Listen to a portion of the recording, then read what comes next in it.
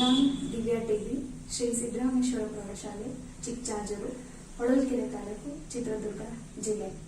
ವಿದ್ಯಾರ್ಥಿಗಳೇ, ಇಂದಿನ ಈ ಕ್ಲಾಸ್ನಲ್ಲಿ ನಾವು 10ನೇ ತರಗತಿಯ 2ನೇ ಅಧ್ಯಾಯವಾದ ತ್ರಿಭುಜಗಳು ಪಾಠದ ಬಗ್ಗೆ ಚರ್ಚಿಸೋಣ.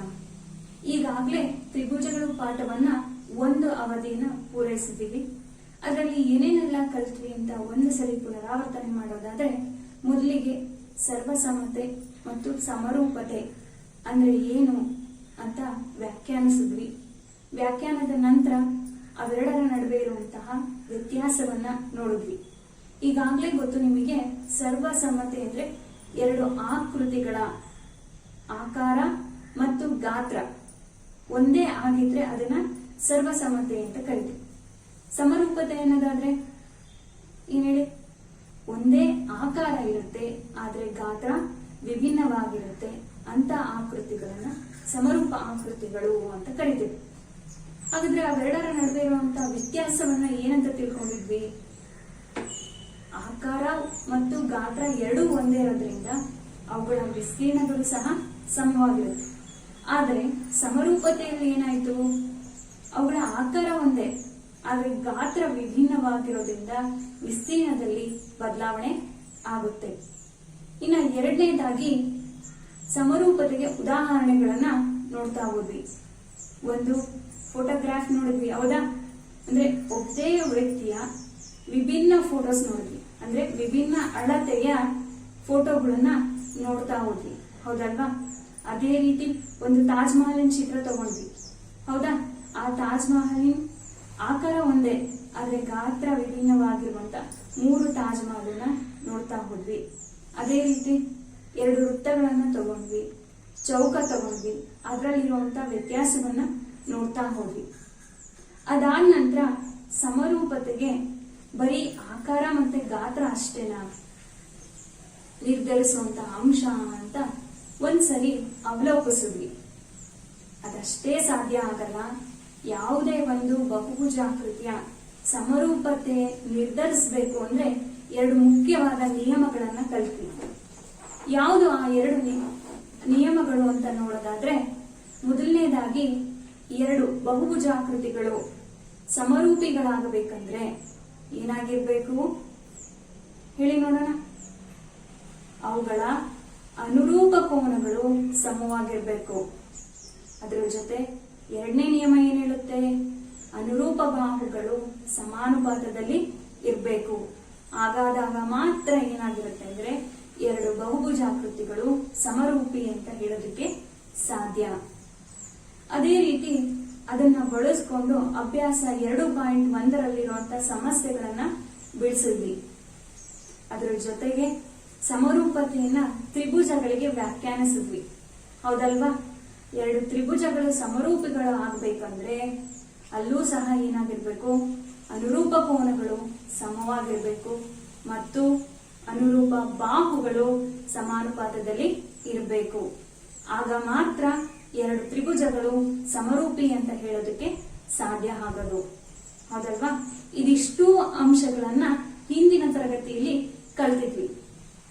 ಹಾಗಾದ್ರೆ ಇವತ್ತಿನ ಕ್ಲಾಸಲ್ಲಿ ಕಲಿಯುವಂತ ಅಂಶಗಳು ಏನು ಅನ್ನೋದಾದ್ರೆ, ಏನು ಸಮರೂಪತೆಯನ್ನ ನಿರ್ಧರಿಸಿರುವಂತ ಅಂಶಗಳಿದಾವಲ್ಲ ಅದನ್ನ ಬಳಸ್ಕೊಂಡು ಅದರ ಆಧಾರದ ಮೇಲೆ ಒಂದು ಪ್ರಮೇಯವನ್ನ ಕಲಿತೀವಿ.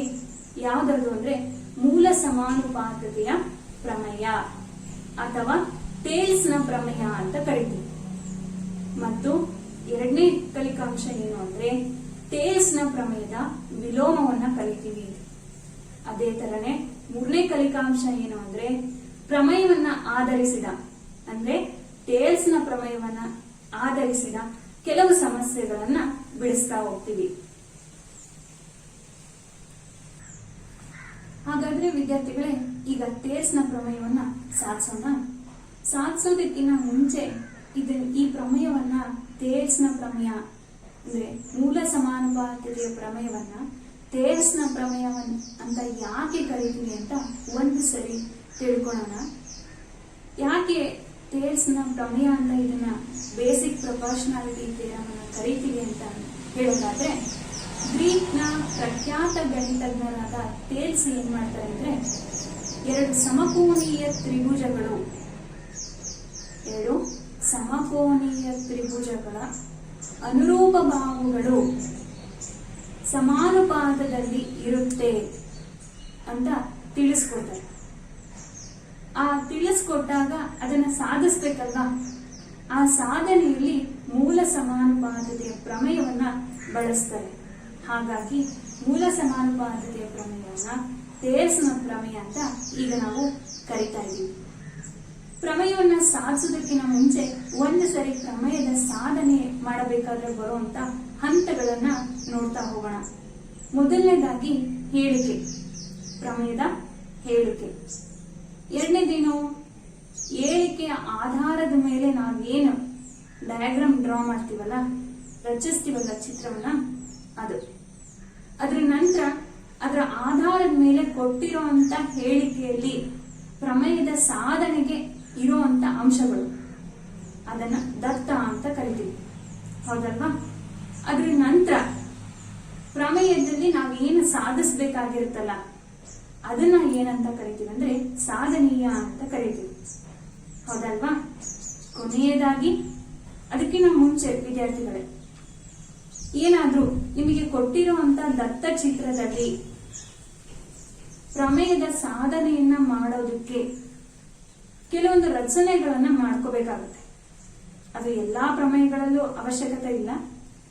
ಆ ಪ್ರಮೇಯದ ಆಧಾರದ ಮೇಲೆ ಕೆಲವೊಂದು ರಚನೆಗಳನ್ನ ಮಾಡ್ಕೊಂತೀವಿ.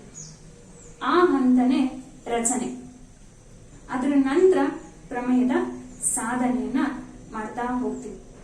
ಹಾಗಾದ್ರೆ ಥೇಲ್ಸ್ನ ಪ್ರಮೇಯವನ್ನ ಸಾಧಿಸೋಣ.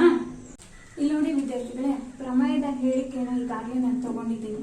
ಏನ್ ಹೇಳುತ್ತೆ ಪ್ರಮೇಯದ ಹೇಳಿಕೆ ಅಂದ್ರೆ, ತ್ರಿಭುಜದ ಎರಡು ಬಾಹುಗಳನ್ನು ಎರಡು ವಿಭಿನ್ನ ಬಿಂದುಗಳಲ್ಲಿ ಛೇದಿಸುವಂತೆ ಒಂದು ಬಾಹುವಿಗೆ ಸಮಾನಾಂತರವಾಗಿ ಎಳೆದ ಸರಳ ರೇಖೆಯು ಉಳಿದೆರಡು ಬಾಹುಗಳನ್ನು ಸಮಾನುಪಾತದಲ್ಲಿ ವಿಭಾಗಿಸುತ್ತದೆ ಅಂತ ಕೊಟ್ಟಿದ್ದಾರೆ.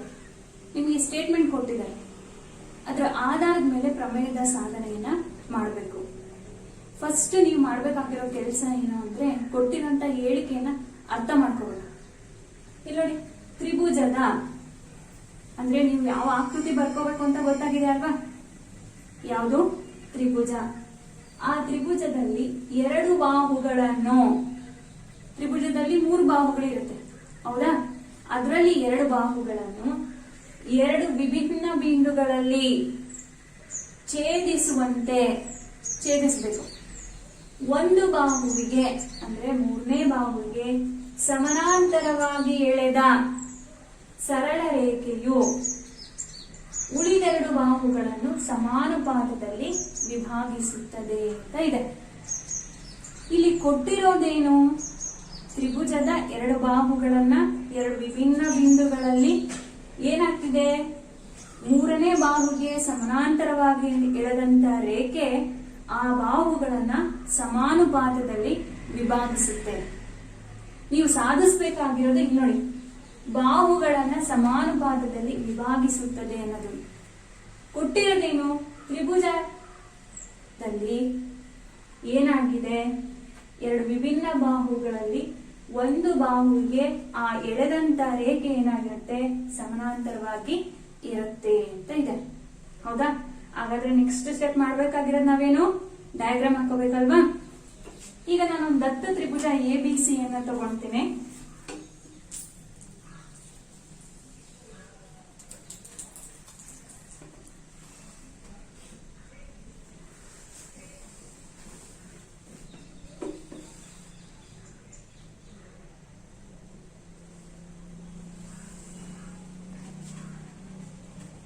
ತ್ರಿಭುಜ ABC, ಹೌದಾ? ಇಲ್ಲಿ AB ಅನ್ನೋದು ಒಂದು ಬಾಹು, AC ಅನ್ನೋದು ಒಂದು ಬಾಹು ಮತ್ತು BC ಅನ್ನೋದು ಒಂದು ಬಾಹು. ತ್ರಿಭುಜದ 2 ಬಾಹುಗಳನ್ನು, ಫಾರ್ ಎಕ್ಸಾಂಪಲ್ AB ಇದಾವ, AB ಮತ್ತು AC ಅನ್ನೋ 2 ಬಾಹುಗಳು ಅಂತ ತಗೊಳ್ಳೋಣ. 2 ವಿಭಿನ್ನ ಬಿಂದುಗಳಲ್ಲಿ D ಮತ್ತು E ಅಂತ ತಗೊಂತೀವಿ, ಆಯ್ತಾ? ಛೇದಿಸುವಂತೆ ಈ ರೀತಿ ನಾನೊಂದು ರೇಖೆಯನ್ನ ಎಳಿತೀನಿ. ಆಯ್ತಾ? ಎಳೆದಂತ ರೇಖೆ ಯಾವುದು? ಡಿಇ ರೇಖೆ. ಯಾವುದಕ್ಕೆ ಸಮಾನಾಂತರವಾಗಿದೆ? ಇನ್ನೊಂದು ಬಾಹು ಯಾವುದು? ಬಿಸಿ. ಬಿಸಿಗೆ ಸಮಾನಾಂತರವಾಗಿ ಇದೆ. ಗೊತ್ತಾಯ್ತಲ್ಲ? ಹಾಗಾದ್ರೆ ನೀವು ಪ್ರೂವ್ ಮಾಡ್ಬೇಕಾಗಿರೋದೇನು? ಆ ಎಳೆದಂತ ರೇಖೆ ಏನ್ ಮಾಡ್ತಿದೆ? ಎಬಿ ಮತ್ತೆ ಎಸಿ ಯನ್ನ ಸಮಾನುಪಾತದಲ್ಲಿ ವಿಭಾಗಿಸ್ತಿದೆ. ಸಮಾನುಪಾತದಲ್ಲಿ ವಿಭಾಗಿಸಿದಾಗ ಏನಾಗುತ್ತೆ? AD by DB is equal to AE by EC ಅಂತ ನೀವು ಸಾಧನೆಯನ್ನ ಮಾಡಬೇಕು. ಹಾಗಾದ್ರೆ ದತ್ತ ಬರೆಯೋಣ. ಕೊಟ್ಟಿರೋದು ಅಂತನೂ ಸಹ ಹೇಳ್ತೇವೆ. ಯಾವ ತ್ರಿಭುಜ? ನಾನು ತಗೊಂಡಿರೋದು ಎ ಬಿ ಸಿ ತ್ರಿಭುಜ ಅಲ್ವಾ? ನೀವ್ ಯಾವ್ದನ್ನ ತಗೊಂಡ್ರು ಇಲ್ಲಿ ಚೇಂಜ್ ಮಾಡ್ತಾ ಹೋಗ್ಬೋದು. ಪಿ ಕ್ಯೂ ಆರ್ ತ್ರಿಭುಜ ತಗೋಬಹುದು, ಡಿಇಎಫ್ ತ್ರಿಭುಜ ತಗೋಬಹುದು. ಅದಕ್ಕೆ ತಕ್ಕನಾಗಿ ನೀವೇನ್ ಮಾಡ್ಬೇಕು? ಸಾಧನೆಯನ್ನು ಸಹ ಮಾಡ್ಬೇಕಾಗತ್ತೆ. ಈಗ ಎ ಬಿ ಸಿ ತ್ರಿಭುಜದಲ್ಲಿ ಸಿಯಲ್ಲಿ ಎಳೆದಂತ ಸಮಾಂತರ ರೇಖೆ ಡಿಇ ಯಾವುದಕ್ಕೆ ಪ್ಯಾರಲಲ್ ಆಗಿದೆ? ಬಿಸಿಗೆ ತಾನೆ. ಹಾಗಾಗಿ ಡಿಇ ಪ್ಯಾರಲಲ್ ಟು ಬಿಸಿ. ಗೊತ್ತಾಯ್ತಲ್ಲ? ಇದು ದತ್ತ. ನೆಕ್ಸ್ಟ್ ಏನು ಪ್ರೂವ್ ಮಾಡ್ಬೇಕಾಗಿದೆಯಲ್ಲ, ಸಾಧನೀಯ. ಏನು ಸಾಧನೀಯ? ಆ ಎಳೆದಂತ ಸಮಾಂತರ ರೇಖೆ ಆ ಬಾಹುಗಳನ್ನ ಸಮಾನುಪಾತದಲ್ಲಿ ವಿಭಾಗಿಸಿದೆ. ಅಂದ್ರೆ AD by DB is equal to AE by EC. AD by DB is equal to AE by EC ಅಂತ ನೀವು ಪ್ರೂವ್ ಮಾಡಬೇಕಾಗಿದೆ. ಈಗ ನೆಕ್ಸ್ಟ್ ಸ್ಟೆಪ್ ಏನು? ರಚನೆ. ಇಲ್ಲಿ ಮಕ್ಕಳ ರಚನೆಯ ಅವಶ್ಯಕತೆ ಇದೆ. ಯಾಕೆ ಅಂದ್ರೆ ಕೊಟ್ಟಿರುವಂತ ದತ್ತ ಚಿತ್ರದ ಪ್ರಕಾರ ನಾವು ಸಾಧನೆಯನ್ನ ಮಾಡೋದಕ್ಕೆ ಸಾಧ್ಯ ಇಲ್ಲ. ಹಾಗಾಗಿ ಕೆಲವೊಂದು ರಚನೆಗಳನ್ನ ಮಾಡ್ಕೋಬೇಕಾಗುತ್ತೆ. ಏನು ರಚನೆಗಳನ್ನ ಮಾಡ್ತೀವಿ ಅಂದ್ರೆ, ಮೊದಲಿಗೆ ಬಿ ಮತ್ತೆ ಇ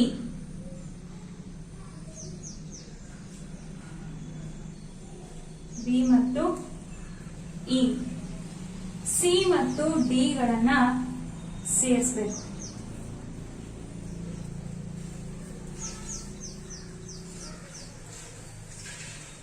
ಏನ್ ಮಾಡಿದೆ? ಬಿಇ ನ ಸೇರಿಸಿದೆ, ನಂತರ ಸಿಡಿ ಯನ್ನ ಸೇರಿಸಿದೀವಿ. ಹೌದಲ್ವಾ? ಅದ್ರ ಜೊತೆಗೆ ನಾವೇನ್ ಮಾಡ್ಬೇಕು? ಇನ್ನೊಂದು ಸ್ಟೆಪ್ ಅಂದ್ರೆ ಎಡಿಗೆ ಅಂದ್ರೆ ಇಡೀ ಎ ಬಿ ಬಾಹುಗೆ ಒಂದು ಲಂಬವನ್ನ ಎಳಿಬೇಕಾಗತ್ತೆ. ಯಾವ ಪಾಯಿಂಟ್ ಇಂದ ಅಂದ್ರೆ ಈ ಪಾಯಿಂಟ್ ಇಂದ. ಬಿಂದು ಇ ಇಂದ ಎ ಬಿಗೆ ಒಂದು ಲಂಬವನ್ನ ಎಳೆದಿದ್ದೇನೆ. ಗೊತ್ತಾಯ್ತಾ? ಅದೇ ರೀತಿ ಈ ಕಡೆನೂ ಅಷ್ಟೇ, ಎ ಸಿಗೆ ಡಿ ಬಿಂದುವನ್ನ ಒಂದು ಲಂಬವನ್ನ ಎಳಿಬೇಕು.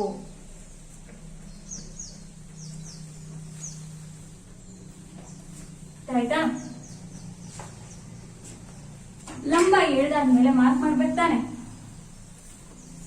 ಎರಡಕ್ಕೂ ಒಂದೊಂದು ನೇಮ್ ಮಾಡಿ ಇ ಎಂ ಅಂತ ತಗೊಳ್ಳಿ, ಇದನ್ನ ಡಿ ಎನ್ ಅಂತ ತಗೊಳ್ಳಿ. ಗೊತ್ತಾಯ್ತಾ? ಈಗ ಅದರ ರಚನೆಯನ್ನ ಬರೆಯೋಣ. ಏನೇನ್ ಬದಲಾವಣೆ ರಚನೆಗಳನ್ನ ಮಾಡಿದ್ವಿ ಅಂತ ಬರೆಯೋಣ. ಹಾಗಾದ್ರೆ ರಚನೆ ಬಿಇ ಮತ್ತು ಸಿಡಿಗಳನ್ನು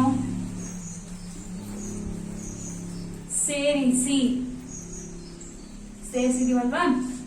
ಅದ್ರ ಜೊತೆಗೆ ಮತ್ತೇನ್ ಮಾಡಿದ್ವಿ? ಇಲ್ಲಿ ನೋಡಿ, ಎಡಿಗೆ ಒಂದು ಲಂಬ ಎಳೆದ್ವಿ ಅಲ್ವಾ? ಯಾವುದು? ಇಎಂ. ಇಎಂ ಲಂಬ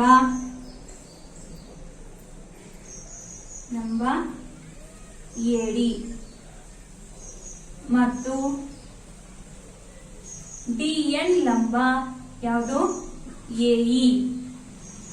DN ಲಂಬ AE.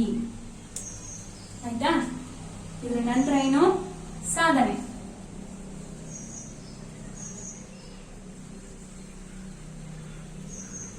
ಸಾಧನೆ ಮಾಡೋದಕ್ಕೆ ಇಲ್ಲಿ ನೋಡಿ ವಿದ್ಯಾರ್ಥಿಗಳೇ, ಮೇಲ್ಗಡೆ ಏನ್ ಸಮಾಂತರ ರೇಖೆ ಹೇಳದ್ವಲ್ಲ, ಅದರ ಮೇಲ್ಭಾಗದಲ್ಲಿ ಒಂದು ತ್ರಿಭುಜ ಆಕೃತಿ ಮಾರ್ಪಾಡಾಗಿದೆ. ಹೌದಾ?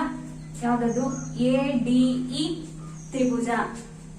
ADE ತ್ರಿಭುಜದ ವಿಸ್ತೀರ್ಣವನ್ನ BDE ತ್ರಿಭುಜದ ವಿಸ್ತೀರ್ಣ ಮತ್ತು CDE ತ್ರಿಭುಜದ ವಿಸ್ತೀರ್ಣದೊಂದಿಗೆ ನಾವೇನ್ ಮಾಡಬೇಕು ಅಂದ್ರೆ ಹೋಲಿಕೆ ಮಾಡಬೇಕು. ಆ ತ್ರಿಭುಜಗಳ ವಿಸ್ತೀರ್ಣಗಳ ಹೋಲಿಕೆಯ ನಂತರ ನಾವು AD/DB = AE/EC ಅಂತ ಸಾಧಿಸಬಹುದು. ಹಾಗಾದ್ರೆ ನೋಡ್ತಾ ಹೋಗೋಣ. ಇಲ್ಲಿ ನೋಡೋದಾದ್ರೆ ಇಲ್ಲಿ ನೋಡಿ ವಿದ್ಯಾರ್ಥಿಗಳೇ, ಅದರ ಮಾದರಿ ಇಲ್ಲಿದೆ. ABC ತ್ರಿಭುಜ. ಹೌದಾ? ABC ತ್ರಿಭುಜದಲ್ಲಿ ನಾನೇನ್ ಮಾಡಿದೀನಿ? DE ಸಮಾಂತರ ರೇಖೆ ಎಳೆದಿದ್ದೀನ. ಯಾವುದಕ್ಕೆ? BCಗೆ.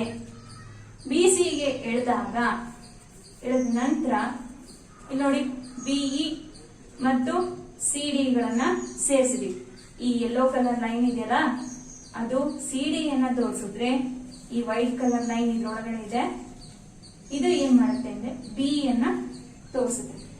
ಇದರ ನಂತರ ಇಲ್ಲಿ ನೋಡಿ ಲಂಬ ಇದೆ. ಹೌದಾ? ಇಲ್ಲೂ ಅಷ್ಟೇ ಒಂದು ಲಂಬ ಇದೆ.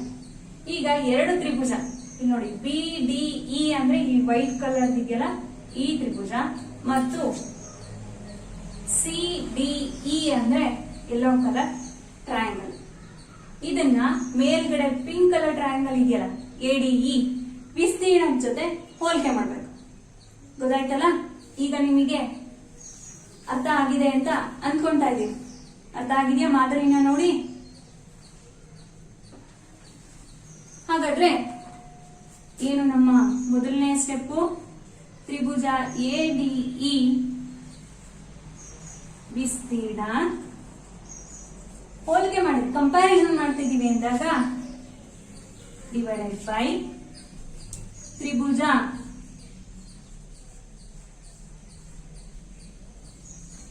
BDE ವಿಸ್ತೀರ್ಣ ಇಸ್ ಈಕ್ವಲ್ ಟು, ತ್ರಿಭುಜದ ವಿಸ್ತೀರ್ಣದ ಸೂತ್ರ ನಿಮಗೆ ಈಗಾಗಲೇ ಗೊತ್ತು. ಯಾವುದೇ ಒಂದು ತ್ರಿಭುಜದ ಪಾದ ಮತ್ತೆ ಎತ್ತರವನ್ನ ಕೊಟ್ಟಾಗ ತ್ರಿಭುಜದ ವಿಸ್ತೀರ್ಣ ಏನಾಗಿರುತ್ತೆ? ತ್ರಿಭುಜದ ವಿಸ್ತೀರ್ಣ ಇಸ್ ಈಕ್ವಲ್ ಟು ಅರ್ಧ ಇಂಟು ಪಾದ ಇಂಟು ಎತ್ತರ. B ಅಂದ್ರೆ ಬೇಸ್, ಪಾದ ಅಂತ ಕರಿತೀವಿ. ಅದೇ ರೀತಿ H ಅಂದ್ರೆ ಹೈಟ್, ಎತ್ತರ. ಹೌದಲ್ವಾ? ಈಗ ಮೇಲ್ಗಡೆ ADE ತ್ರಿಭುಜ ಇದೆ. ಹೌದಾ? ಆ ADE ತ್ರಿಭುಜದಲ್ಲಿ ನೀವು ಪಾದ ತಗೋಬೇಕು. ಇದು ADE ತ್ರಿಭುಜ ಅಂತ ಅನ್ಕೊಳ್ಳಿ. ಈ ADE ತ್ರಿಭುಜದಲ್ಲಿ ಪಾದವನ್ನ ಡಿಸೈಡ್ ಮಾಡ್ಕೋಬೇಕು ನೀವು. ಇಲ್ಲಿ ನಾವು ಯಾವ ಪಾದಕ್ಕೆ ಲಂಬ ಎಳೆದಿದ್ದೀವಿ? ADಗೂ ಎಳೆದಿದ್ದೀವಿ, AEಗೂ ಎಳೆದಿದ್ದೀವಿ. ಆದ್ರೆ ನಾವು ಕಂಪೇರ್ ಮಾಡ್ತಿರೋದು ಯಾವ್ದ್ರ ಜೊತೆ? BDE ಜೊತೆ ತಾನೆ. ಹಾಗಾಗಿ ಪಾದ AD ಯನ್ನ ತಗೊಳ್ತೀವಿ. ಪಾದ AD ಆದಾಗ ಲಂಬ ಯಾವ್ದಿದೆ? E ಅಂತಾನೆ. EM ಆಗಿರುತ್ತೆ. EM. ಓಕೆನಾ? ಅದೇ ರೀತಿ ತ್ರಿಭುಜ BDE ವಿಸ್ತೀರ್ಣದಲ್ಲಿ BDE ಒಂದು ವಿಶಾಲ ಕೋನ ತ್ರಿಭುಜ ಆಗಿರೋದ್ರಿಂದ ಅದರ ವಿಸ್ತೀರ್ಣ ಸಹ ಅರ್ಧ ಇಂಟು ಪಾದ ಏನು? DB ಇಂಟು ಎತ್ತರ EMA ಆಗಿರುತ್ತೆ. ಸರಿನಾ? ಈಗಾಗಾದ್ರೆ ಮೇಲಿನ ಹಂತದಲ್ಲಿ ಯಾವುದಾದ್ರೂ ಕ್ಯಾನ್ಸಲ್ ಆಗುತ್ತಾ? ನೋಡ್ತಾ ಹೋಗಿ.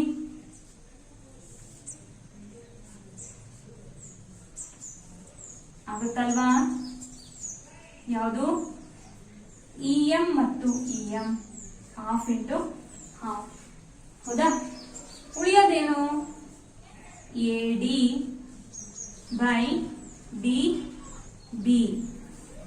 ಇದನ್ನ ಸಮೀಕರಣ 1 ಅಂತ ತಗೊಳ್ಳೋಣ. ಅದೇ ತರನೇ ತ್ರಿಭುಜ ADE ವಿಸ್ತೀರ್ಣವನ್ನ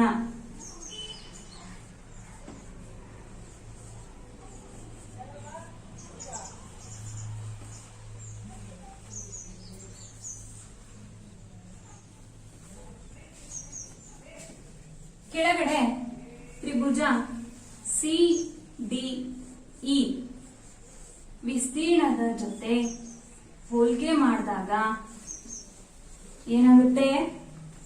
ಸೇಮ್ ತ್ರಿಭುಜದ ವಿಸ್ತೀರ್ಣ ಗೊತ್ತಾ?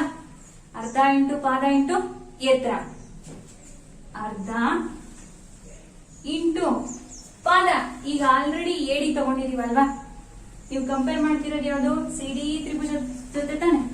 ಹಾಗಾಗಿ ಪಾದ AE ತಗೋಣ. ಪಾದ AE ಆದಾಗ AE ಪಾದಕ್ಕೆ ಎಳೆದಿರುವಂತ ಲಂಬ ಯಾವುದು? DN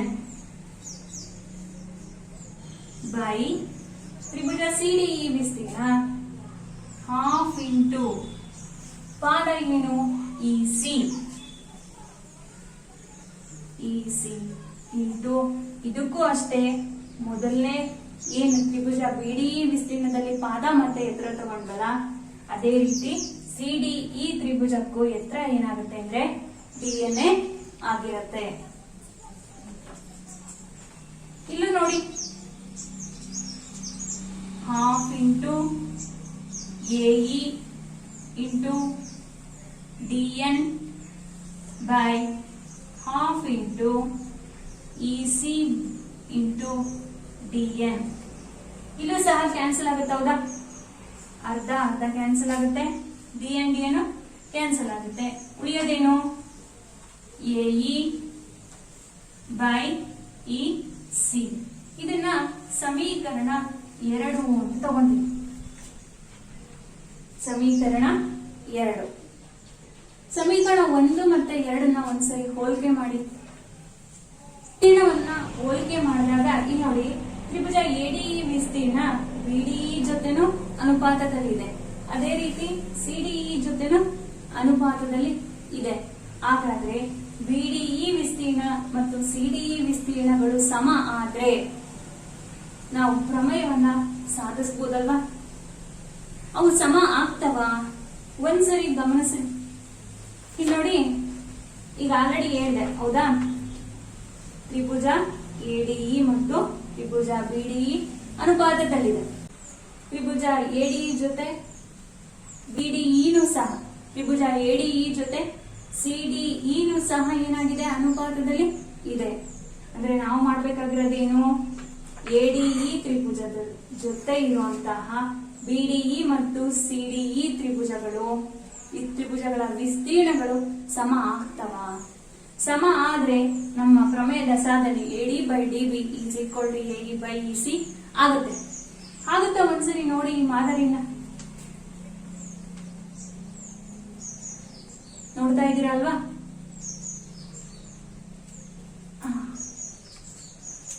ಇದನ್ನ ನೋಡಿದಾಗ ನೀವು 9ನೇ ತರಗತಿಯಲ್ಲಿ ಒಂದು ಅಧ್ಯಾಯವನ್ನ ಕಲಿತಿದ್ದೀರಾ. ಸಮಾಂತರ ಚತುರ್ಭುಜಗಳ ಮೇಲಿನ ವಿಸ್ತೀರ್ಣಗಳು ಮತ್ತು ತ್ರಿಭುಜಗಳ ವಿಸ್ತೀರ್ಣಗಳು ಅಂತ ಒಂದು ಅಧ್ಯಾಯವನ್ನ ಕಲಿತಿದ್ದೀರಾ. ಆ ಪ್ರಮುಖ ಕಲಿಕಾಂಶ ಯಾವುದು ಅಂದ್ರೆ ಏನ್ ಹೇಳಿ? ಯಾವುದೇ ಎರಡು ಸಮಾಂತರ ರೇಖೆಗಳ ನಡುವೆ ಮತ್ತು ಒಂದೇ ಪಾದದ ಮೇಲೆ ಇರುವಂತಹ ಎರಡು ತ್ರಿಭುಜಗಳ ವಿಸ್ತೀರ್ಣಗಳು ಯಾವಾಗ್ಲೂ ಸಮವಾಗಿ ಇರುತ್ತೆ ಅಂತ ಕಲ್ತಿದ್ದೀರ, ಹೌದಲ್ವಾ? ಕಲ್ತಿದ್ದೀರ ತಾನೆ? ಈಗ ನಮ್ಮ ಚಿತ್ರ ಹೀಗಿದೆ, ಅದನ್ನ ನಾನು ನಿಮ್ಗೆ ತಿರುಗಿಸಿದ್ದೀನಿ ಅಷ್ಟೇ, ನಿಮಗೆ ಈಸಿಯಾಗಿ ಗೊತ್ತಾಗ್ಲಿ ಅಂತ. ಹಾಗಾದ್ರೆ ನೋಡಿ, ಇಲ್ಲಿ BDE ಮತ್ತೆ CDE ತ್ರಿಭುಜಗಳು ಒಂದೇ ಪಾದ ಯಾವ್ದ್ರ ಮೇಲಿದಾವೆ? DE ಮೇಲಿದೆ. ಅದ್ರ ಜೊತೆಗೆ ಏನಿದೆ? DE ಪ್ಯಾರಲಲ್ ಟು BC ಇದೆ ತಾನೆ? ದತ್ತದಲ್ಲಿ ಹೇಳಿದೀವಲ್ಲ, DE ಪ್ಯಾರಲಲ್ ಟು BC, ಹೌದಾ? ಹಾಗಾದ್ರೆ BDE ವಿಸ್ತೀರ್ಣ ಮತ್ತು CDE ವಿಸ್ತೀರ್ಣ ಏನಾಗುತ್ತೆ? ಸಮ ಆಗುತ್ತೆ. ಒಂದೇ ಪಾದ DE ಮತ್ತು DE ಪ್ಯಾರಲಲ್ ಟು BC ನಡುವೆ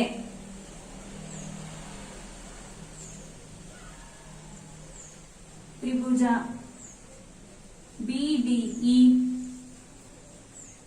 ಮತ್ತು ತ್ರಿಭುಜ CDE ಗಳಿರುವುದರಿಂದ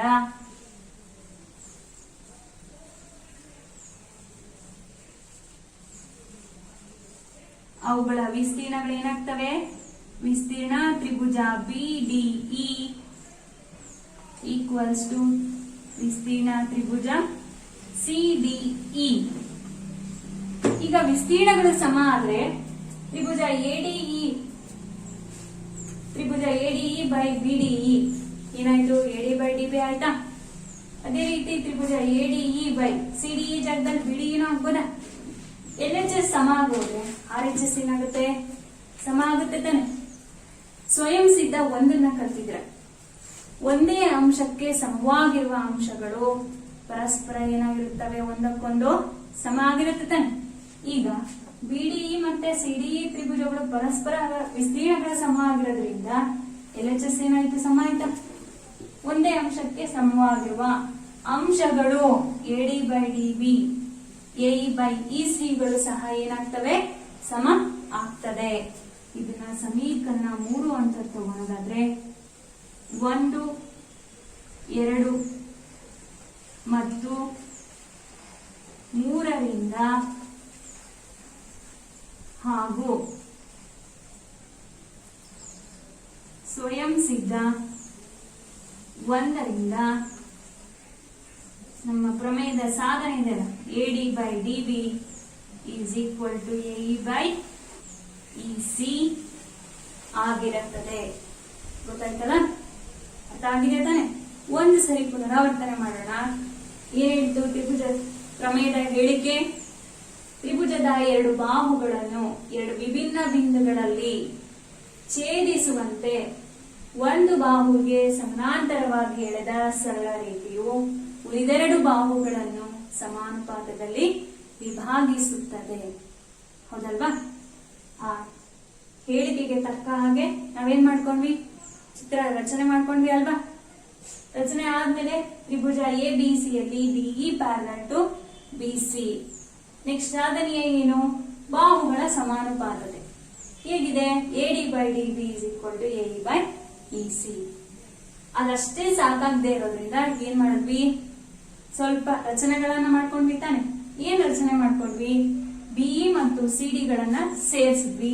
ಸೇರಿಸಿದ ನಂತರ EM ಲಂಬವನ್ನ AD ಗೆ ಎಳೆದ್ವಿ ಮತ್ತು DN ಲಂಬವನ್ನ AE ಗೆ ಎಳ್ತಿದೀವಿ. ಎಳೆದ ನಂತರ ಏನ್ ಮಾಡಿದ್ವಿ?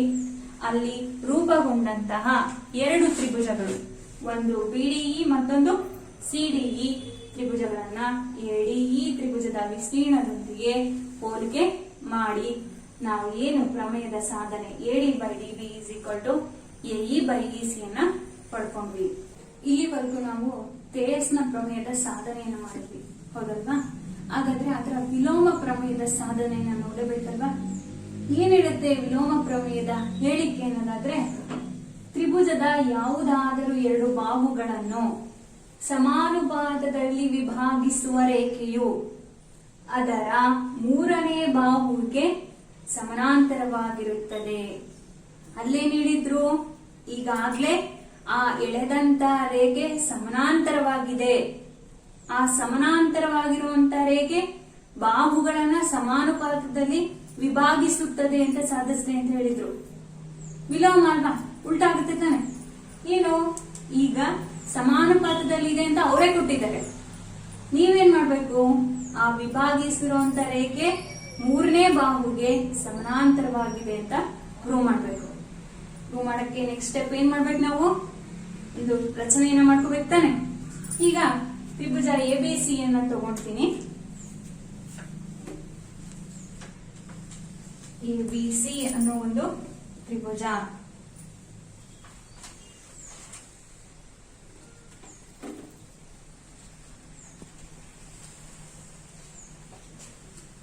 ABC ತ್ರಿಭುಜದಲ್ಲಿ D ಒಂದು ಸಮಾನಾಂತರ ರೇಖೆ ಅಂತ ತಗೊಳ್ತೀವಿ.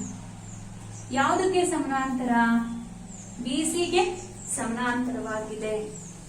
ಹಾಗಾದ್ರೆ ಬಾಹುಗಳ ಅನುಪಾತ, ಈ ಹಿಂದೆ ಪ್ರಮೇಯ ಸಾಧನೆ ಮಾಡಿದೀವಲ್ಲ, ಬಾಹುಗಳ ಅನುಪಾತ ಏನಾಗುತ್ತೆ?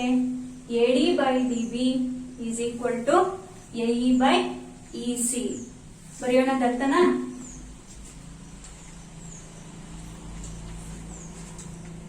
ತ್ರಿಭುಜ ಎಬಿಸಿ ಯಲ್ಲಿ ಬಾಹುಗಳ ಅನುಪಾತ ಏನು? AD by DB is equal to AE by EC. ಈಗ ಕೊಟ್ಟಿದ್ದಾರೆ. ನೆಕ್ಸ್ಟ್ ನೀವೇನ್ ಮಾಡ್ಬೇಕು? ಸಾಧನೆಯ ಏನು? ಅದರ ಏಳಿಗೆ ಇನ್ನೊಂದು ಭಾಗ ನೋಡಿ. ಮೂರನೆಯ ಬಾಹುವಿಗೆ ಸಮಾನಾಂತರವಾಗಿರುತ್ತದೆ ಅಂದ್ರೆ ಡಿಇ ಪ್ಯಾರಲಲ್ ಟು ಬಿಸಿ ಅಂತ ತಗೋಣ. ಈಗ ಸಾಧನೆಯನ್ನ ಬರೆಯೋಣ. ಏನು ಸಾಧನೆಯ? ಡಿಇ ಪ್ಯಾರಲಲ್ ಟು ಬಿಸಿ. ಹೌದಾ? ಡಿಇ ಪ್ಯಾರಲಲ್ ಟು ಬಿಸಿ ಅಂತ ಸಾಧಿಸಬೇಕು ಅಂದ್ರೆ ಇಲ್ಲಿ ಒಂದು ರಚನೆಯನ್ನ ಮಾಡಬೇಕು ವಿದ್ಯಾರ್ಥಿಗಳೇ. ಏನು ಅಂದ್ರೆ ಡಿಇ ಪ್ಯಾರಲಲ್ ಟು ಬಿಸಿ ಅಂತ ಪ್ರೂವ್ ಮಾಡೋದಕ್ಕೆ ಫಸ್ಟ್ ಈಗ ನನಗೆ ಗೊತ್ತಿಲ್ಲ, ಹೌದಲ್ವಾ? ಅದನ್ನೇ ನೀವು ಸಾಧಿಸಬೇಕಾಗಿರುತ್ತಾನೆ. ಈಗ ಬಿಸಿಗೆ ಇನ್ನೊಂದು ಸಮಾಂತರ ರೇಖೆಯನ್ನ ಡಿ ಬಿಂದುವಿನ ಮುಖಾಂತರ ಎಳಿತಾ ಹೋಗ್ತೀನಿ. ಅದನ್ನ ಡಿಇ ಡ್ಯಾಶ್. ಡಿಇ ಡ್ಯಾಶ್ ಯಾವುದಕ್ಕೆ ಸಮಾನಾಂತರವಾಗಿದೆ? ಬಿಸಿಗೆ ಸಮಾನಾಂತರವಾಗಿ ಇದೆ. ಈಗಿನ್ನೂ ನಿಮಗೆ ಗೊತ್ತಿಲ್ಲ, ಹೌದಾ? ಡಿಇ ಪ್ಯಾರಲಲ್ ಟು ಬಿಸಿ ಇದೆಯಾ ಅಂತ ಗೊತ್ತಿಲ್ಲ. ಗೊತ್ತಿಲ್ಲದೆ ಇರೋದ್ರಿಂದ ಅದು ಸಮಾನಾಂತರವಾಗಿ ಇಲ್ಲ ಅಂತ ಅಂದ್ಕೊಂಡು ಡಿಇ ಪ್ಯಾರಲಲ್ ಟು ಬಿಸಿ ಅನ್ನೋ ರಚನೆಯನ್ನ ಮಾಡ್ಕೊಂಡಿದ್ದೀನಿ. ಹಾಗಾದ್ರೆ ಮುಂದಿನ ಹಂತ ಏನು? ರಚನೆ ಡಿಇ ಪ್ಯಾರಲಲ್ ಟು ಬಿಸಿ ಆಗಿಲ್ಲದಿರುವುದರಿಂದ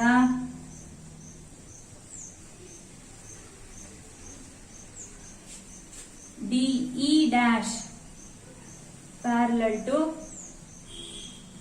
ಬಿಸಿ ಎಳೆಯಿರಿ. ಓಕೆನಾ? ಹಾಗಾದ್ರೆ ನೆಕ್ಸ್ಟ್ ಸ್ಟೆಪ್ ಏನು? ಪ್ರಮೇಯದ ಸಾಧನೆ. ಸಾಧನೆ ಏನ್ ಹೇಳುತ್ತೆ? ಈಗಾಗಲೇ ಥೇಲ್ಸ್ನ ಪ್ರಮೇಯದ ಸಾಧನೆ ಮಾಡಿರೋದ್ರಿಂದ ರಚನೆಯ ಆಧಾರದ ಮೇಲೆ ನಿಮಗೇನ್ ಗೊತ್ತಾಗಿದೆ? ಎಬಿಸಿ ತ್ರಿಭುಜದಲ್ಲಿ DE dash parallel to BC ಇದೆಯಲ್ಲ, ಅದಕ್ಕೆ ಥೇಲ್ಸ್ನ ಪ್ರಮೇಯನ ಅಪ್ಲೈ ಮಾಡೋಣ. ತ್ರಿಭುಜ ಎಬಿಸಿಯಲ್ಲಿ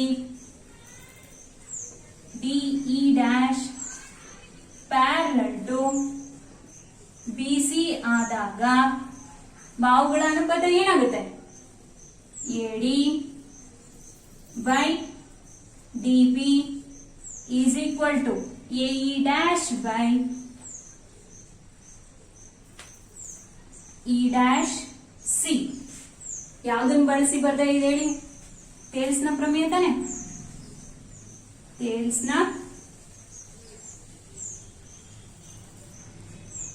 ಪ್ರಮೇಯದ ಪ್ರಕಾರ.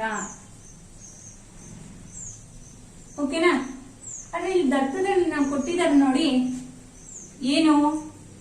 ಎಡಿ by DB is equal to ಯಾವುದಕ್ಕೆ ಸಮಾನುಪಾತದಲ್ಲಿದೆ?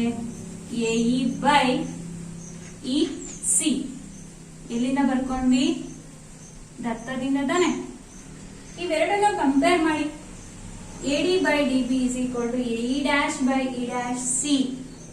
ಅದೇ ತರನೇ AD by DB is also equals to ಯಾವುದಕ್ಕಿದೆ? AE by E C. Compare ಮಾಡಿದಾಗ ನಮಗೆ ಮತ್ತೆ ನಾವು ಯಾವ ಸ್ವಯಂ ಸಿದ್ಧವನ್ನ ಬಳಸ್ಕೋಬಹುದು ನೋಡಿ. ಎಡಿ ಬೈ ಡಿಬಿ ಕಾಮನ್ ಇದೆ, ಹೌದಾ? ಒಂದೇ ಅಂಶಕ್ಕೆ ಸಮನಾಗಿರುವ ಅಂಶಗಳು ಪರಸ್ಪರ ಒಂದಕ್ಕೊಂದು ಸಮ ಅಂದ್ರೆ AD by DB AE dash E dash C ಗೆ ಸಮ ಇರೋದ್ರ ಜೊತೆಗೆ ಎಇ ಬೈ ಇ ಸಿ ಗೂ ಸಮ ಇರೋದ್ರಿಂದ ಈ ಕಡೆ ಏನ್ RHS ಅಲ್ಲಿ ಇದಾವಲ್ಲ AE dash by E dash C is equal to AE by EC ಆಗಿರುತ್ತೆ. AE dash by E dash C is equal to AE by EC. ಸ್ವಯಂ ಸಿದ್ಧ 1. ಗೊತ್ತಾಯ್ತಲ್ಲ? ಇದರ ನಂತರ ನಾವೇನ್ ಮಾಡ್ಬೇಕು ಅಂದ್ರೆ ಎರಡೂ ಬದಿಗಳಲ್ಲೂ ಒಂದನ್ನ ಕೂಡ್ಕೋಬೇಕು. ಯಾಕೆ ಕೂಡ್ಕೊಂತೀವಿ ಅಂತ ಮುಂದಿನ ಸ್ಟೆಪ್ ಅಲ್ಲಿ ಗೊತ್ತಾಗುತ್ತೆ ನೋಡಿ. AE dash by E dash C plus 1 is equal to AE by EC plus 1. ಹೌದಾ? ಇಲ್ಲಿ ನೋಡಿ ಏನಾಗುತ್ತೆ, AE ಡ್ಯಾಶ್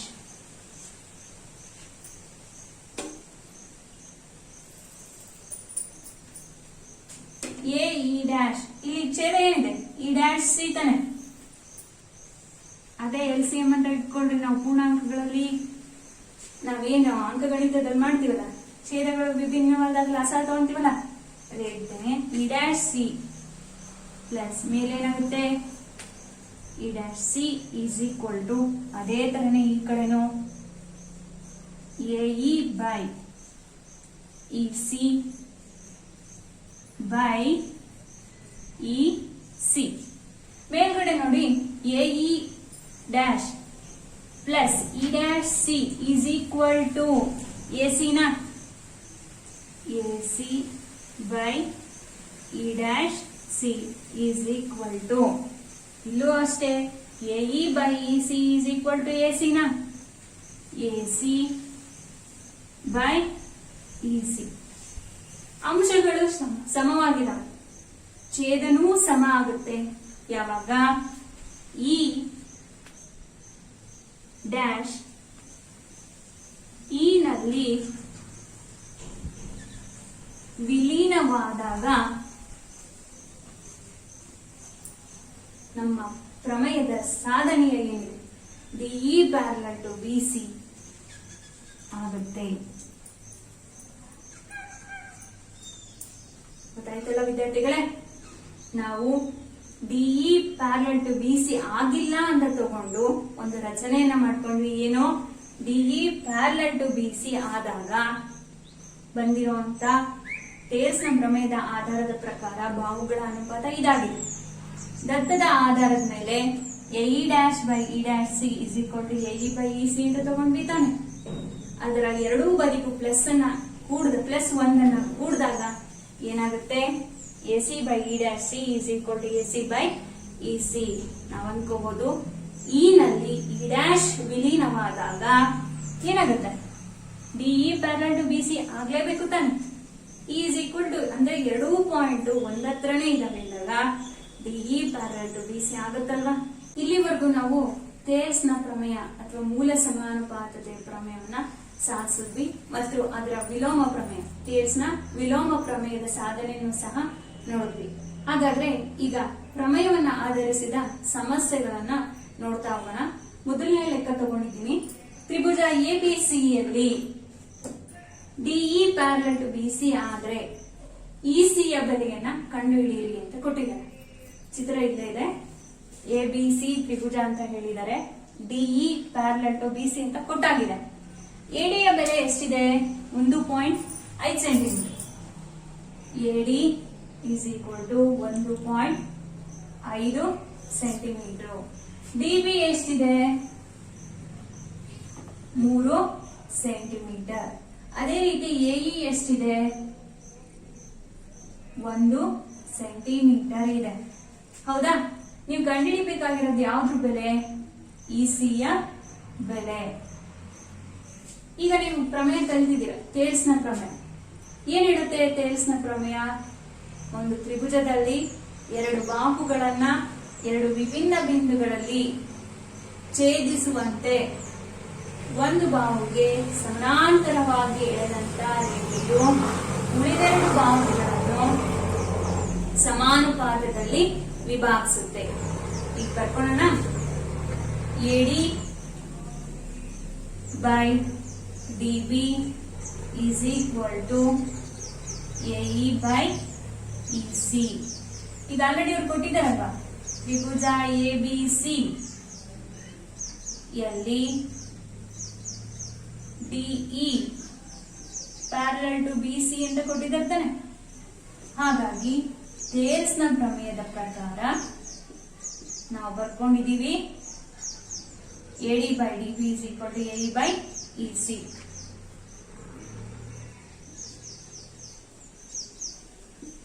ವ್ಯಾಲ್ಯೂಸ್ ನ ಸಬ್ಸ್ಟಿಟ್ಯೂಟ್ ಮಾಡೋಣ. AD ಎಷ್ಟಿದೆ? 1.5 ಸೆಂಟಿಮೀಟರ್ ಹೌದಾ? DB ಎಷ್ಟಿದೆ? 3 ಸೆಂಟಿಮೀಟರ್ ಇದೆ. AE ಎಷ್ಟಿದೆ? 1 ಸೆಂಟಿಮೀಟರ್ ಇದೆ. ನಾವು ಕಂಡುಹಿಡಿಬೇಕು EC ಅನ್ನು. ಇದ್ರ ನೆಕ್ಸ್ಟ್ ಏನ್ ಮಾಡ್ತೀರಾ? ಹೊರೆ ಗುಣಾಕಾರ ಮಾಡ್ತೀವಿ. ಹೊರೆ ಗುಣಾಕಾರ ಮಾಡಿದಾಗ EC into 1.5 is equal to 1 into 3. ಗೊತ್ತಾಯ್ತಲ್ಲ? ಈಗ EC is equal EC into 1.5 is equal to ಏನಾಗುತ್ತೆ? 3 1 3. EC is equal to 3 by ಎಷ್ಟಾಗುತ್ತೆ ನೋಡಿ? 3 by 1.5. ಹೌದಾ? ಇಲ್ಲಿ ಛೇದದಲ್ಲಿ ನೋಡಿ ದಶಮಾಂಶ ಸಂಖ್ಯೆ ಇದೆಯಲ್ವಾ? ದಶಮಾಂಶ ಸಂಖ್ಯೆ ಇರೋದ್ರಿಂದ ಪೂರ್ಣಾಂಕವನ್ನ ಗುಣಿಸೋದಕ್ಕೆ ಸ್ವಲ್ಪ ನಿಮಗೆ ತೊಂದರೆ ಆಗುತ್ತಲ್ವಾ? ಹಿಂಗ್ ಮಾಡೋದು ಅಂತ ಅನ್ಕೊಂತೀರಲ್ವಾ?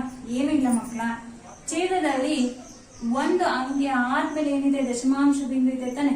ಇದನ್ನ 10ರಿಂದ ಅಂಶ ಮತ್ತೆ ಛೇದದಲ್ಲಿ ಗುಣಿಸಿ ಅವಾಗ ದಶಮಾಂಶ ಸಂಖ್ಯೆ ಇರುವಂತದ್ದು ಒಂದು ಪೂರ್ಣ ಸಂಖ್ಯೆ ಆಗುತ್ತೆ.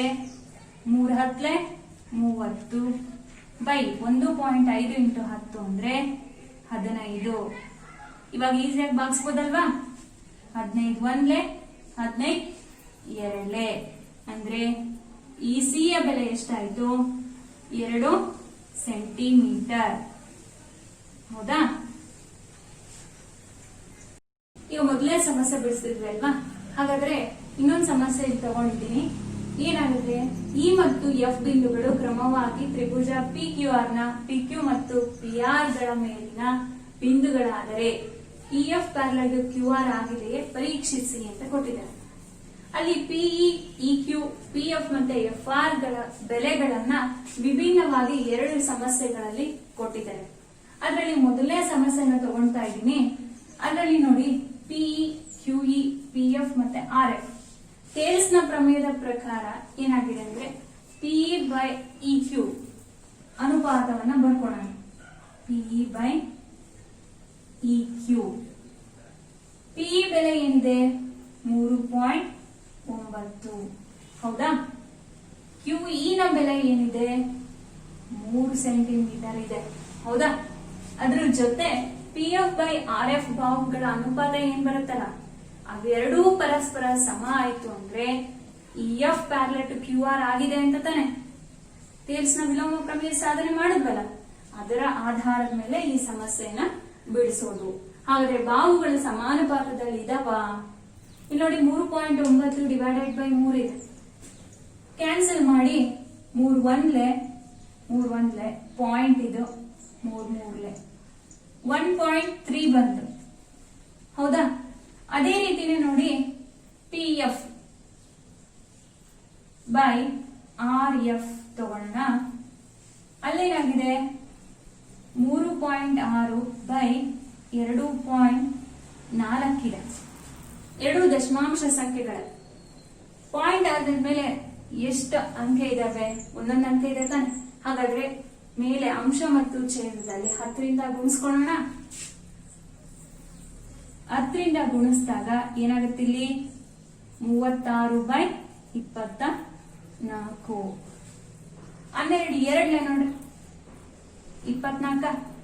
12 3 36. PF ಬೈ FR ಬಾಹುವಿನ ಅನುಪಾತ ಏನಿದೆ? 3/2 ಇದೆ. ಅದೇ PE ಬೈ EQ ನ ಬಾಹುವಿನ ಅನುಪಾತ ಏನ್ ಬಂತು? 1.3. ಹಾಗಾದ್ರೆ ಅವೆರಡೂ ಸಮಾನುಪಾತದಲ್ಲಿ ಇದಾವ? ಇಲ್ಲ ತಾನೆ? ಹಾಗಾಗಿ ನಾವೇನಂತ ಹೇಳ್ಬೋದು, E F not parallel to Q R. ಅಂದ್ರೆ ಇ ಎಫ್ ಮತ್ತು ಕ್ಯೂ ಆರ್ ರೇಖೆಗಳು ಸಮಾನಾಂತರವಾಗಿ ಇಲ್ಲ. ಅದನ್ನ ಬರಿಬೇಕು ತಾನೆ? P by E Q not equals to ಯಾವುದಕ್ಕೆ? P F by R F. therefore E F not parallel to Q R. ಆಯ್ತಾ? ಅದೇ ರೀತಿನೇ ಎರಡನೇ ಸಮಸ್ಯೆ ತಗೋಣ. ಎರಡನೇ ಸಮಸ್ಯೆಯಲ್ಲಿ ಬಾಹುವಿನ ಅನುಪಾತ ತಗೊಳ್ಳಿ. P E by Q E is equal to, P E ನ ಬೆಲೆ ಎಷ್ಟಿದೆ? 4 ಸೆಂಟಿಮೀಟರ್ ಇದೆ. ಕ್ಯೂಇ ಎಷ್ಟಿದೆ? 4.5 ಇದೆ. ಇದರ ಅನುಪಾತವನ್ನ ನೋಡೋಣ. ಕೆಳಗ್ ಛೇದದಲ್ಲಿ ದಶಮಾಂಶ ಸಂಖ್ಯೆ ಇದೆ. ಏನ್ ಮಾಡ್ಬೇಕು? ಪಾಯಿಂಟ್ ಆದ್ಮೇಲೆ ಎಷ್ಟು ಅಂಕಿ ಇದೆ? 1 ಅಂಕಿ ಇರೋದ್ರಿಂದ ಅಂಶ ಮತ್ತೆ ಛೇದದಲ್ಲಿ ಎಷ್ಟರಿಂದ ಗುಣಿಸ್ಬೇಕು? 10ರಿಂದ. 4 ಬೈ 4.5 14 40 ಬೈ 4.5 ಇಂಟು 10 ಅಂದ್ರೆ 45 ಆಗುತ್ತೆ. ಹೌದಾ? ಇಲ್ಲಿ ನೋಡಿ, 5ರಿಂದ ಭಾಗ ಆಗುತ್ತಾನೆ. 5 ಎಂಟ್ಲೆ 40, 5 9 45 ಇಂಟು ಬೈ 9 ಬಂತು. ಅದೇ ರೀತಿ P F by R F ಆಗುತ್ತಾ? P F by R F is equal to, P F ನ ಬೆಲೆ ಎಷ್ಟಿದೆ? 8 ಬೈ ಆರ್ ಎಫ್ ನ ಬೆಲೆ ಎಷ್ಟಿದೆ? 9. ನೋಡಿ, ಈ ಭಾಗ ಆಗುದಿಲ್ಲ. ಹೌದಾ? ಯಾವುದೇ ಸಾಮಾನ್ಯ ಅಪವರ್ತನ ಒಂದಿಲ್ಲ. ಅದ್ರ ಜೊತೆಗೆ P by Q is equal to 8/9. P F by R F is equal to 8/9. ಹಂಗಾದ್ರೆ ಬಾಹುಗಳು ಸಮಾನುಪಾತದಲ್ಲಿ ಇದಾವೆ. ಹೌದಾ? PE by QE is equal to P F by R F. therefore E F parallel to Q R ಆಗಿದೆ. ಹೌದಾ? ಗೊತ್ತಾಯ್ತು ಮಕ್ಕಳ? ಮೊದಲನೇ ಲೆಕ್ಕದಲ್ಲಿ ಏನಾಯ್ತು? ಬಾಹುಗಳು ಸಮಾನುಪಾತದಲ್ಲಿ ಇಲ್ಲದೆ ಇರೋದ್ರಿಂದ E F not parallel to Q R ಆಯ್ತು. ಇಲ್ಲಿ ಬಾಹುಗಳು ಸಮಾನುಪಾತದಲ್ಲಿ ಇರೋದ್ರಿಂದ ಇ ಎಫ್ ಮತ್ತು ಕ್ಯೂ ಆರ್ ಗಳು ಸಮಾನಾಂತರವಾಗಿ ಇದ್ದಾವೆ.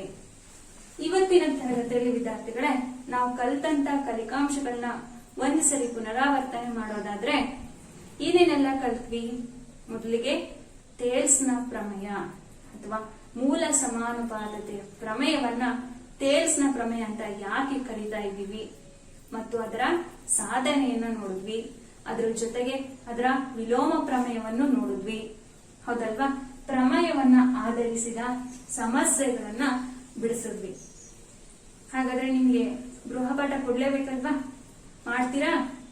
ಅಭ್ಯಾಸ 2.2ರಲ್ಲಿ ಥೇಲ್ಸ್ ನ ಪ್ರಮೇಯಕ್ಕೆ ಸಂಬಂಧಪಟ್ಟಂತ ಸಮಸ್ಯೆಗಳನ್ನ ಇದಾವೆ, ಅವುಗಳನ್ನ ಬಿಡಿಸಿ ಅಂತ ಹೇಳ್ತಾ ವಿದ್ಯಾರ್ಥಿಗಳೇ, ಇಂದಿನ ತರಗತಿಗೆ ಧನ್ಯವಾದಗಳು.